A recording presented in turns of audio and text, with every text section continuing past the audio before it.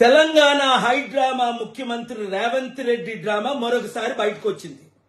మొన్నే కదా అల్లు అర్జున్ సంధ్యా థియేటర్ దగ్గర రేవతి చనిపోవడం చాలా దుర్ఘటన, ఆయనే మర్డర్ చేయించాడని అలాంటి కేసులు ఒక హోమ్ మినిస్టర్గా ముఖ్యమంత్రిగా పెట్టించి ఫోన్ కాల్లు చేయించి ఆయనే అరెస్ట్ చేయించాడని మనం న్యూస్ లో చూసాం. రాత్రంతా జైల్లో ఉంచాడు అని. మరి వెంటనే ఏమన్నాడు? ఒక ప్రాణం విలువెంత?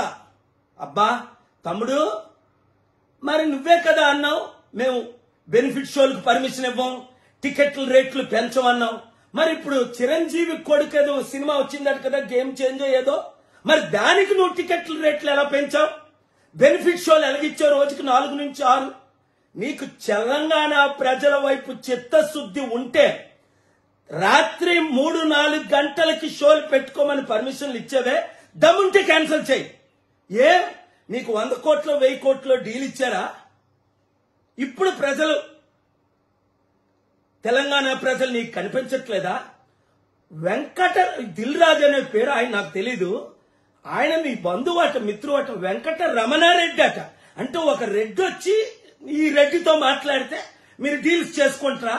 తెలంగాణ ప్రజలారా, తెలుగు ప్రజలారా, చిత్తశుద్ధి ఉన్నవారంతా రేవంత్ రెడ్డి ముఖ్యమంత్రిగా ఉంటుండగానే తెలంగాణ సర్పంచులను చిత్తుగా కాంగ్రెస్ తరఫున పోటీ చేసిన వాళ్ళు ఓడిద్దాం. మన బీసీ, ఎస్సీ, ఎస్టీ, క్రిస్టియన్, ముస్లిం సత్తా ఈ రెడ్లకి చూపిద్దాం. మన రాష్ట్రాలను మనం కాపాడుకుందాం. ఈ వీడియో అందరికీ షేర్ చేయండి.